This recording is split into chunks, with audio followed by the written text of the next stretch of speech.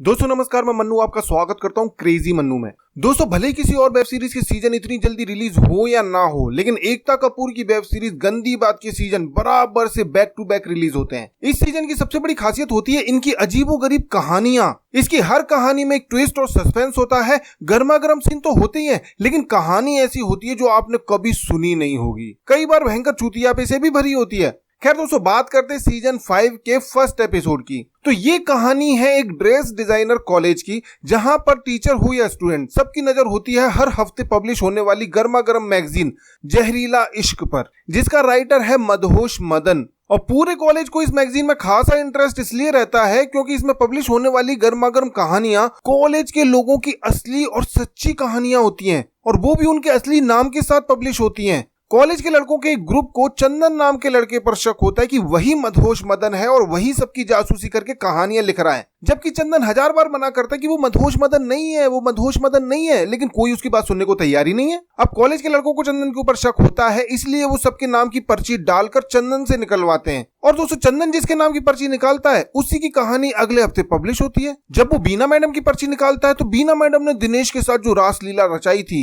वो पूरा college magazine में पढ़ रहा होता है, और चंदन बड़े फील के साथ उस कहानी को पढ़कर बाकी के लड़कों को सुना रहा होता है। अब चूंकि पूरा कॉलेज उस मैगजीन को पढ़ता है तो बीना मैडम भी पढ़ती है और दिनेश को पूरे कॉलेज के सामने लपड़ मार देती है। इसी तरह दोस्तों, चंदन अगली पर्ची निकालता है ललिता मैडम की, और अगले हफ्ते के एडिशन में ललिता मैडम ने जो ड्रेस सप्लाई करने वाले पप्पी के साथ मजे किए थे उसकी पूरी स्टोरी डिटेल में छप जाती है। अब ललिता मैडम अपने हस्बैंड को सफाइयां देती घूम रही है, और ड्रेस सप्लाई करने वाले पप्पी की जिस लड़की नीली से शादी होने वाली है वो भी उसी कॉलेज में जॉब करती है, और उसकी इस बात से फट रही होती है कि कहीं नीली उसकी स्टोरी ना पढ़ ले। परेशान होकर कॉलेज की फीमेल टीचर चंदन को किडनैप कर लेती हैं और उसको मारने वाली होती ही हैं कि तब तक पप्पी उन्हें देख लेता है और बचा लेता है, और एक आइडिया देता है कि अगर चंदन सबको ये कह दे कि सारी कहानियां उसी ने लिखी हैं लेकिन वो सच्ची नहीं मनगढ़ंत हैं, तो सबकी प्रॉब्लम सॉल्व हो जाएगी। आइडिया बड़ा अच्छा होता है, सब मान लेते हैं, और चंदन पूरे कॉलेज के सामने कह देता है कि ये सारी कहानियां मैंने लिखी हैं लेकिन ये सब मनगढ़ंत है। और सारी टीचर चैन की सांस लेती हैं कि चलो अच्छा है, अब कोई कहानी नहीं छपेगी। इसीलिए सुलेखा मैडम चंदन को अकेले में बुलाकर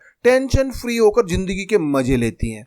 लेकिन ये क्या, कोई है जो उनकी भी कहानी लिख रहा है अगले एडिशन के लिए? तो दोस्तों, सवाल पैदा होता है कि अगर चंदन नहीं है तो आखिर कौन है वो जो सबकी प्राइवेट कहानियां लिख रहा है, और उसको इन सबके अफेयर्स के बारे में कैसे पता चल जाता है? और सबसे बड़ी बात यह है कि आखिर वो लिखता है तो लिखता क्यों है, उसका मकसद क्या है?